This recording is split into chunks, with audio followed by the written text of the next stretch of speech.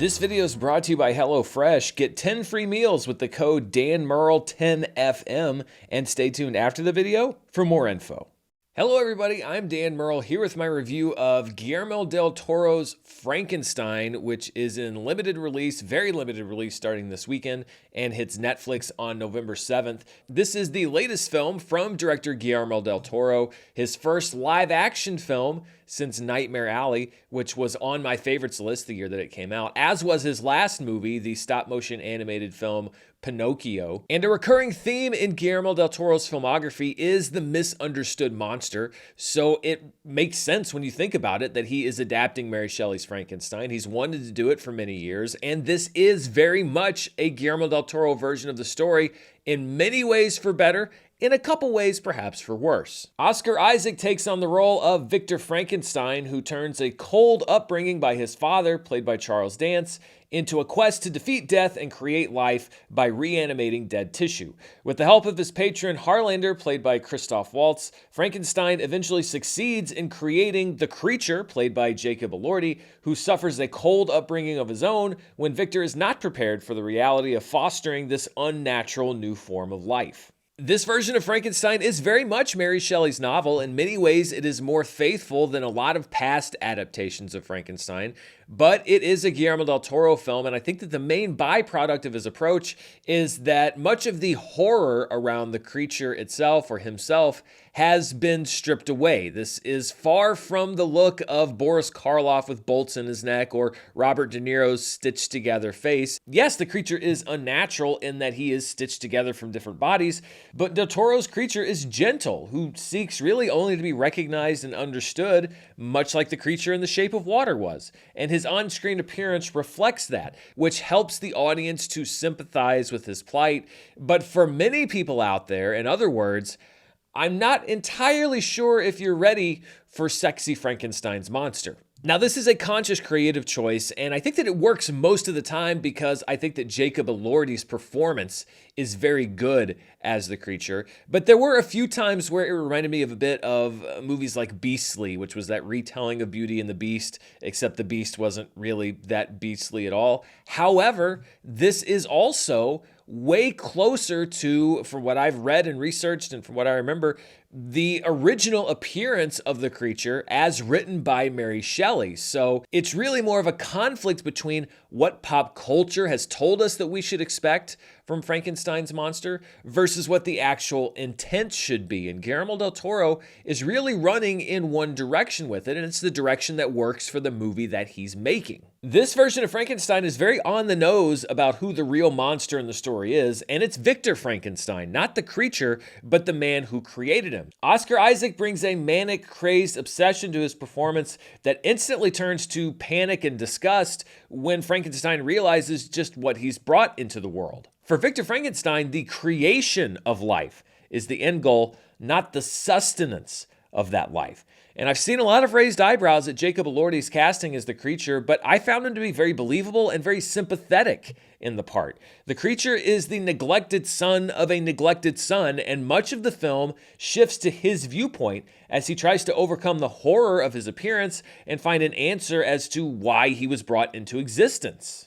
And this search for truth and meaning and purpose is very human. In many ways, it's at the core of what humanity is. And Elordi does a very good job showing us the tragedy of this creature who didn't ask to be what he is, searching solely to be acknowledged as a human being, as a man, but receiving everything except that. Isaac and Elordi are the focus of the story, and where I think the movie falls a little short is in finding true roles for the rest of its cast. Christoph Waltz is integral to the plot, but less integral to the film itself, if that makes sense. Mia Goth as Victor's brother William's fiance is more crucial to the first half of the film, but as the creature gets more focus, I felt like she kind of got lost in the shuffle just a little bit. And Felix Kammerer as William Frankenstein, Victor's brother, is there. He's good, but there's not a whole lot to the role. They're all good performances, but it feels a bit scattershot plot-wise. Charles Dance and David Bradley both turn in strong performances in smaller roles that I think are better served by the script itself.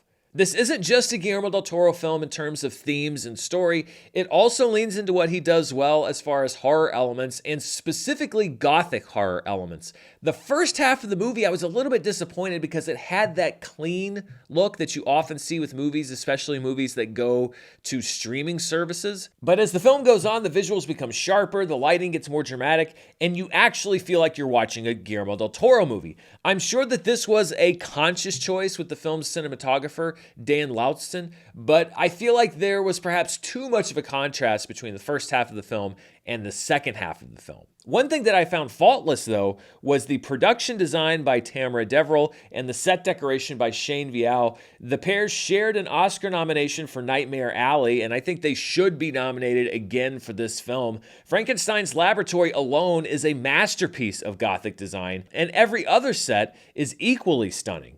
As always, it is so great to see Guillermo del Toro's imagination brought to life in this way, and it's one of the reasons why I chose to drive a few hours away to see this movie on a big screen, which is unfortunately not an option that most people are going to have because Netflix does such limited releases for their films, and the way that most people are going to be able to see the movie is at home on the streaming service. Because this is Frankenstein, there's also an abundance of grotesquerie and gore, and Guillermo del Toro's knack for bringing organic horror to life is well matched to this story. There's plenty of splattered blood and oozing bodies and severed limbs to please the horror gorehounds out there, and nobody really is able to film a ripped-off jaw like Guillermo del Toro. The fact that this has been Del Toro's dream project for years, and the fact that it's such a match between material and filmmaker, may have some people walking into this movie wanting it to be the definitive version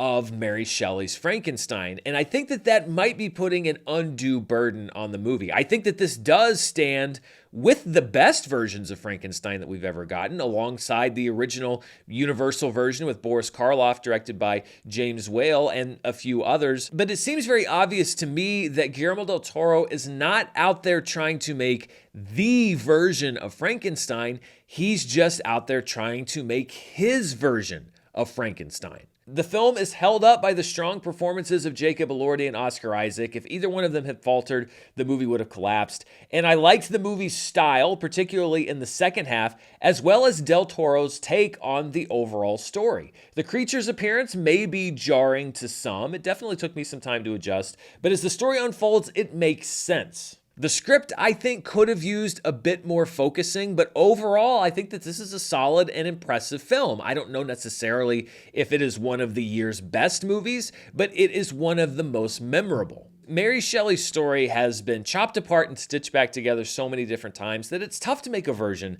that stands out at this point, but I think that this version does. And people that are walking in expecting this to be Del Toro's crowning career achievement might be disappointed if they're going in just solely looking at it on this level. But if you put aside your preconceived notions, much like the creature itself, I think that you're going to find a lot to love. So on my personal scale, I'm giving Guillermo del Toro's Frankenstein a rating of it's good. I wish more people were going to get a chance to see this on the big screen, but if you don't, it will be streaming on Netflix November 7th. So those are my thoughts on Frankenstein. Before we go, I want to thank the sponsor for this review, HelloFresh. It's fall, that time of year when you just want to curl up on the couch with a nice hot meal. And what's better than a meal that you cook at home? But fall also means football games and Little League and leaf peeping. That's something people do, right? Well, if you want a great home-cooked meal without the hassle of shopping for everything yourself, HelloFresh is here with their biggest menu ever. That's right, they've doubled their menu, which means you get to choose from 100 options every week. Like what, you ask? Well, on this week's menu alone, what about spicy maple chicken with mashed potatoes, or Italian chicken and pepper sandwiches, or cheesy smash burgers? That's just 3, and I'm hungry already. I am not a cook. The first time I turned my stove on in over a year was when I tried some HelloFresh meals for myself a couple weeks ago, and even though I am useless in the kitchen, the ingredients were so good and the instructions were so simple, it was impossible for even me to screw up. I actually had a great meal and some left over for the next day. The best way to cook just got better. Go to HelloFresh.com/DanMurrell10FM to get 10 free meals plus a free item for life, one per box with active subscription. Free meals applied as a discount on the first box. New subscribers only. Varies by plan. That's HelloFresh.com/DanMurrell10FM to get 10 free meals plus a free item for life. Thanks to HelloFresh for sponsoring this video, and thank you for watching. Be sure to stay tuned right here for the latest in movie news, reviews, box office, and more. Until next time, stay safe, and I'll see you then. Bye.